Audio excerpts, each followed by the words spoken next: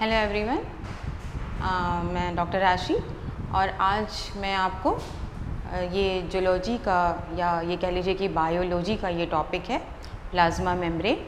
तो ये एक शॉर्ट वीडियो है प्लाज्मा मेम्ब्रेन का। इसमें मैं प्लाज्मा मेम्ब्रेन का इंट्रोडक्शन और बहुत छोटी सी उसकी हिस्ट्री और कुछ उसके जो स्ट्रक्चर के लिए उससे रिलेटेड जो मॉडल्स आए थे उन मॉडल्स की एक समरी मैं आज आपको इस वीडियो में दे रही हूँ। और इसका डिटेल आपको फिर लिंक्ड आप उस पर चाहेंगे तो आपको डिटेल सारी चीज़ें इसमें मिल जाएंगी, जिसमें मैंने सारे मॉडल्स को अलग अलग बताया है। थोड़ा डिटेल में इंट्रोडक्शन है और हिस्ट्री तो ब्रीफ में ही है, हिस्ट्री मिलेगी आपको उसमें। तो स्टार्ट करते हैं वीडियो को हम इसमें प्लाज्मा मेम्ब्रेन के इंट्रोडक्शन से। तो प्लाज्मा मेम्ब्रेन का जो इंट्रोडक्शन है वो मैं इसको पढ़ जैसा लिखा हुआ है मैं एज इट इज़ इसको एज अ थ्योरी आपको बता देती हूँ, क्योंकि ये प्लाज्मा मेम्ब्रेन आप देख रहे हो कि यूकैरियोटिक, प्रोकैरियोटिक सभी सेल्स में ये प्लाज्मा मेम्ब्रेन आपको मिलते हैं। और बेसिकली प्लाज्मा मेम्ब्रेन क्या है? प्लाज्मा मेम्ब्रेन एक कवरिंग है जो सेल के सारे कंटेंट्स को सुरक्षित रखती है। तो मैं इनको एज रिटन फॉर्म ये बता देती हूँ, तो एज इट इज़ ही ये जैसा ही मुझे बोलना है वही थ्योरी है इसमें कि living cells prokaryotic and eukaryotic have a plasma membrane that encloses their contents and serves as a semi-porous barrier to the outside environment. The membrane acts as a boundary holding the cell constituents together and keeping other substances from entering. तो आपको बिल्कुल clear है यहाँ से कि plasma membrane एक boundary है जिसके अंदर सेल के सारे कंटेंट सुरक्षित हैं और वो प्लाज्मा मेम्ब्रेन डिसाइड करती है कि क्या चीज़ अंदर आ सकती है, क्या बाहर जाएगी। इस तरह से वो सेल पे एक सेल के में कंट्रोल रखती है मेम्ब्रेन फॉर्म में कि सेल के अंदर और बाहर की चीज़ों में कम्युनिकेशन बना के रखती है और उनको रेगुलेशन पे कंट्रोल रखती है। वेस्ट मटेरियल को बाहर भेजती है और जो न्यूट्रिएंट्स हैं वो सेल के अंदर आते हैं। इसका जो सेमी परमिएबिलिटी है वो इसकी खास क्वालिटी है। यहाँ पर आप देखो कि ये सेल वॉल है प्रोकैरियोटिक में, तो प्रोकैरियोटिक में और प्लांट सेल में सेल वॉल पाया जाता है। सेल वॉल एक नॉन लिविंग आउटर कवरिंग है, बट प्लाज्मा मेम्ब्रेन एक लिविंग, क्योंकि उसकी जो सारे फंक्शन हैं वो लिविंग होते हैं।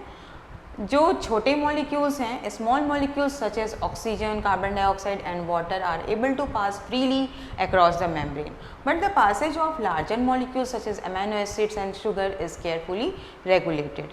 Okay? यहाँ पर ये प्लाज्मा मेम्ब्रेन का जो मॉडर्न कंसेप्ट है ये उसका डायग्राम है।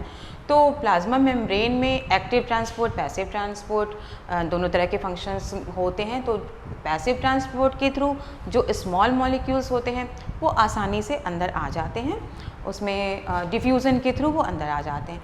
लेकिन जो लार्जर मॉलिक्यूल्स होते हैं, आयंस होते हैं, बड़े मॉलिक्यूल्स, उनके लिए पैसिव एक्टिव ट्रांसपोर्ट या एटीपी खर्च होती है, प्लाज्मा मेम्ब्रेन एनर्जी खर्च करती है। तो ये प्लाज्मा मेम्ब्रेन का एक छोटा सा इंट्रोडक्शन था। अभी मैं एक शॉर्ट समरी इसकी जाती हूँ। इसकी जो हिस्ट्री है, एक शॉर्ट समरी है हिस्ट्री की, कि सबसे पहले जब रॉबर्ट हुक ने सेल थ्योरी सेल की खोज की थी 1665 में, सेल थ्योरी दी थी उन्होंने। तो जो सेल थ्योरी थी वो सेल वॉल के कंसेप्ट में थी, क्योंकि रॉबर्ट हुक जिस समय जो इनका इन्वेंशन था वो प्लांट सेल पे था, तो प्लांट सेल में उनको सेल वॉल दिखा, तो ये सेल वॉल के कंसेप्ट में थी। उन्होंने सेल मेम्ब्रेन थ्योरी जो दी थी वो सेल वॉल की थी। फिर 1890 में एक सेल मेम्ब्रेन कंसेप्ट आया, जिसको कि सेल मेम्ब्रेन को या प्लाज्मा मेम्ब्रेन को एक सेकेंडरी स्ट्रक्चर के रूप में समझा जाने लगा। 1839 में श्वान ने different types of animal cells को स्टडी किया और उन्होंने समझा कि जो आउटर थिन लेयर एक प्लाज्मा मेम्ब्रेन का उनको मिला। 1855 में क्रैमर एंड नेटली ने इसको सेल मेम्ब्रेन का नाम दिया। ठीक है। फिर एक टर्म था प्लाज्मा लेमा। प्लाज्मा लेमा एक टर्म था जिसको कि J.Q. प्लॉ ने दिया था, और ये एक प्रिमिटिव टर्म है, इसको आजकल यूज़ में नहीं लाते हैं, बट J.Q. प्लॉ ने दिया था 1931 में। तो एक टर्म आप ये भी जान लो कि साइटोप्लाज्म को कवर करने वाला एक बाउंड्री जिसका नाम उन्होंने प्लाज्मा लेमा दिया था। ये एक ब्रीफ हिस्ट्री थी। इसके बाद अब हम आते हैं जो सारे मॉडल्स आए वन बाय वन। तो मॉडल्स तो कई सारे आए, लेकिन कुछ मॉडल्स जिनका आज के मेम्ब्रेन स्ट्रक्चर में थोड़ा सा भी कंट्रीब्यूशन है, उनको वन बाय वन हम इसको देखते हैं। तो सबसे पहले 1902 में ओवरटन ने ऑब्जर्व किया था कि substance soluble in lipid could selectively pass through the membrane. Overton को ये दिखा कि जो अगर हम लिपिड में किसी लेयर पे है तो लिपिड की लेयर से वहाँ से चीज़ें सेलेक्टिवली अंदर जा सकती हैं। ऐसा उनको लिपिड की क्वालिटी से क्लियर हुआ। तो यहीं से ओरिजिन हुआ कि प्लाज्मा मेम्ब्रेन कहीं ना कहीं लिपिड से बना हुआ है। देन गॉटर एंड ग्रेंडल आए 1926 में। इनका जो एक्सपेरिमेंट इन्होंने ऑब्जर्वेशन था वो extracted from erythrocyte membrane, mammalian erythrocyte के मेम्ब्रेन से इन्होंने निकाला था प्लाज्मा मेम्ब्रेन, वहाँ से इनका एक्सपेरिमेंट हुआ था। तो इनका जो एक्सपेरिमेंट था इनका एक्सपेरिमेंट ये था कि जो ये लेयर निकाले थे तो वो सरफेस एरिया का ट्वाइस, है ना, मोनोलेयर है तो उसका सरफेस एरिया फिर ट्वाइस में निकल के आ रहा था। 2:1 का रेशियो, इनका जो एक रेशियो आ रहा था वो 2:1 का आ रहा था। दैट मीन्स कि कहीं ना कहीं से लिपिड की बाई लेयर है, प्लाज्मा मेम्ब्रेन के ऊपर लिपिड की बाई लेयर है, ना कि कोई लिपिड की सिंगल लेयर है। तो यहाँ से इन्होंने प्लाज्मा मेम्ब्रेन का बाई लेयर कंसेप्ट लिया। they stated that plasma membrane is made up of a double layer of lipid molecules, वही जैसे मैंने कभी आपको बताया। और इसके जो लिमिटेशंस हैं ग्रेंटर और गॉटर और ग्रेंडल ने ये प्रॉपर स्ट्रक्चर प्लाज्मा मेम्ब्रेन का देने में नेचुरल सी बात है, क्योंकि इन्होंने लिपिड का बाई लेयर तो बताया लेकिन यहाँ से प्रोटीन का कोई कंसेप्ट अभी नहीं आया था। तो वो प्लाज्मा मेम्ब्रेन का फंक्शन और वो उसका जो भी स्ट्रक्चर था वो क्लियर एजम्पशन उस समय नहीं आ पाया था। इसके बाद 1935 में ह्यूग डेविसन डैनियल ने प्रपोज किया बायोलॉजिकल मेम्ब्रेन को, और अगेन लिपिड को बाइलेयर फॉर्म में प्रपोज किया। और लेकिन इन्होंने जो इसमें एडिशनल जो ख़ास बात अब आई वो प्रोटीन को ऐड करा। तो प्रोटीन का इन्होंने क्या बताया कि डैनियल डेविसन ने बताया कि प्रोटीन की एक थिन लेयर भी लिपिड की बाई लेयर के साथ साथ है, जो कि बिल्कुल लिपिड के साथ साथ यूनिफॉर्मली अटैच है, और बहुत ही थिन लेयर का जिक्र इन्होंने प्रोटीन का किया था। इसके पहले आपका जो गॉटर और ग्रेंडल का कंसेप्ट था, यहाँ पे जो ये लिपिड की बाई लेयर है तो इन्होंने लिपिड के स्ट्रक्चर में ये चीज़ मैं यहीं पे क्लियर कर देती हूँ क्योंकि ये कंसेप्ट यहाँ से आ गया था। तो इन्होंने क्या बताया था कि जो लिपिड की बाई लेयर है ना, ये इस तरह से अगर होती है तो ये इसका जो हेड पोर्शन है, ये हेड है, ये हेड और ये है टेल, ठीक है, ये इसका हेड होता है और ये टेल पोर्शन होता है। और इसकी खास प्रॉपर्टी होती है, हेड पोर्शन जो है वो वाटर लविंग होता है ना, वो हाइड्रोफिलिक होता है, और जो टेल पोर्शन होता है वो हाइड्रोफोबिक होता है। तो ये क्वालिटी पे ही प्लाज्मा मेम्ब्रेन का जो स्ट्रक्चर है, उसका जो फंक्शन है, मेनली जो फंक्शन है वो बेस करता है, क्योंकि ये पोर्शन आपका वाटर लविंग शो करेगा और ये टेल पोर्शन वो वाटर से उसका। तो यहाँ से बहुत सारे कंसेप्ट आगे अभी आपको क्लियर होंगे। ये स्ट्रक्चर डैनियल डेविसन का जो था, इसको सैंडविच मॉडल का नाम दिया गया, क्योंकि इस तरह से जो प्रोटीन की दो मोनोलेयर के बीच में लिपिड की बाइलेयर मौजूद है, ये सैंडविच का स्ट्रक्चर दिखाती है, सैंडविच का कंस्ट्रक्शन इसका है। डैनियल डेविसन के जो ड्रॉबैक्स रहे साइंटिफिकली एक्सेप्टेड है, बट मॉडल के एजम्पशन थे such as assuming that all membranes had the same structure. ऐसा नहीं है, प्लाज्मा मेम्ब्रेन हर सेल कंटेंट का अलग अलग स्ट्रक्चर होता है और हर सेल कंटेंट का अपना स्पेसिफिक फंक्शन होता है, और उसी के अकॉर्डिंग उसके बीच में जो उसके कंस्ट्रक्शन में या उसके जो स्ट्रक्चर में प्रोटीन, लिपिड, कार्बोहाइड्रेट, इनका जो अरेंजमेंट होता है वो डिफरेंट होता है। तो स्ट्रक्चर डिफरेंट था। Davison-Daniel model could not account for certain observed phenomena, notably the bulk movement of molecules through the plasma membrane through active transport. जो आप देख रहे हो कि जिस तरह से यूनिफॉर्मली यहाँ पर प्रोटीन का थिन लेयर इन्होंने बताया है, बीच में ये आप हाइड्रोफोबिक लेयर है फॉस्फोलिपिड की। तो अगर एक्टिव ट्रांसपोर्ट होना है, कहीं बल्क मूवमेंट में कुछ आना है इसमें, तो ये कैसे पॉसिबल है?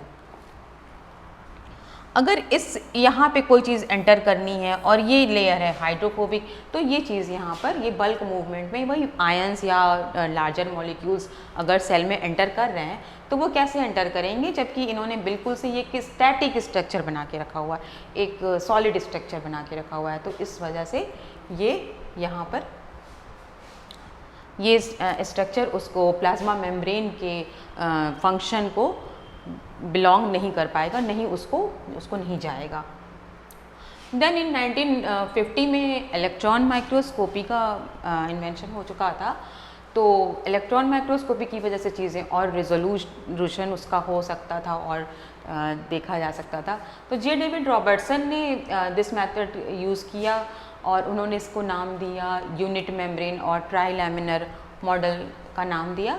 Basically, he suggested that all cellular membranes share a similar underlying structure, the unit membrane. Unit membrane का नाम उन्होंने दिया कि इस तरह से जो प्रोटीन, लिपिड और फिर अगेन प्रोटीन का एक यूनिट स्ट्रक्चर फॉर्म होता है, इसलिए इस स्ट्रक्चर को रॉबर्टसन ने यूनिट लेयर का नाम दिया। ये जे डेविड रॉबर्टसन जो है वो डैनियल डेविसन के मॉडल को बिल्कुल उससे ये सहमत थे कि उन्होंने कहा कि हाँ जैसा डैनियल डेविसन का मॉडल है उसको आफ्टर इलेक्ट्रॉन माइक्रोस्कोपी के बाद से उन्होंने उसको कहा कि हाँ ये मॉडल काफ़ी हद तक सेम है। तो आप देख सकते हो कि डैनियल डेविसन मॉडल की ही तरह ये भी मॉडल है और इसमें भी प्रोटीन और लिपिड का सेम तरीके से यूनिफॉर्म लेयर में ही ये यहाँ पे अरेंज हैं। और सिर्फ एक चीज़ इन्होंने ऑब्जर्व करी थी कि जो ये यूनिट मेम्ब्रेन है यहाँ पे जो प्रोटीन की आउटर कोटिंग है, आउटर प्रोटीन लेयर जो है वो म्यूकोप्रोटीन, ये जो आप आउटर प्रोटीन लेयर देख रहे हो ये एसिमेट्रिकल है, ठीक है। तो ये म्यूकोप्रोटीन यानी इन्होंने बताया कि जो आउटर प्रोटीन लेयर है ये म्यूकोप्रोटीन की बनी होती है और ये जो इनर प्रोटीन लेयर है ये नॉन म्यूकोइड होती है। म्यूकोप्रोटीन से इनका मतलब है कि ग्लाइकोलिपिड। तो ग्लाइको मतलब इसमें यहाँ पे कार्बोहाइड्रेट, ग्लाइको ये आप इसको प्रोटीन, ग्लाइको प्रोटीन, सॉरी, ठीक है ना। म्यूकोप्रोटीन से इनका मतलब ग्लाइको प्रोटीन से था। दैट मीन्स कि कार्बोहाइड्रेट प्रोटीन की लेयर से अटैच है।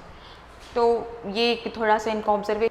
बाकी इनका जो फंक्शन है, लिमिटेशन फंक्शन को ये प्लाज्मा मेम्ब्रेन के फंक्शन को नहीं बता पा रहे थे क्योंकि इनके भी स्ट्रक्चर एक सॉलिड स्ट्रक्चर है, उसमें कोई डायनेमिक इन्होंने स्ट्रक्चर के बारे में नहीं बताया। तो लिमिटेशंस ये लिमिटेशंस लगभग डैनियल डेविसन की और रॉबर्टसन की सेम हैं बिकॉज बेसिक स्ट्रक्चर दोनों लोगों ने सेम ही दे रखा था। इसके बाद कुछ एक्सपेरिमेंट्स हुए जिसको भी ये मॉडल्स सपोर्ट नहीं कर पा रहे थे, ठीक है। जो एक्सपेरिमेंट माइक्रोस्कोपी के एडवेंट नए तरीके के जो माइक्रोस्कोप्स आए उसमें ये बिलोंग नहीं कर पा रहे थे। थर्मोडायनेमिक डेटा और इस तरह से जितने भी एक्सपेरिमेंट्स कुछ नए हुए उसको and did not accommodate evidence for dynamic membrane. तो जो इन इस एक्सपेरिमेंट्स में प्लाज्मा मेम्ब्रेन की डायनेमिक प्रॉपर्टी, एक मूविंग प्रॉपर्टी से निकल के सामने आ रही थी, वो स्ट्रक्चर इनका जो डैनियल डेविसन का और रॉबर्टसन का जो स्ट्रक्चर था वो शो नहीं कर पा रहा था बिकॉज इन लोगों ने स्टैटिक स्ट्रक्चर दे रखा था, एक स्टेबल स्ट्रक्चर दे रखा था। देन फ्लूइड मोज़ेक मॉडल का कंसेप्ट आया जो बिल्कुल मॉडर्न कंसेप्ट है और आज तक एक्सेप्टेबल है। ये कंसेप्ट दिया था 1972 में।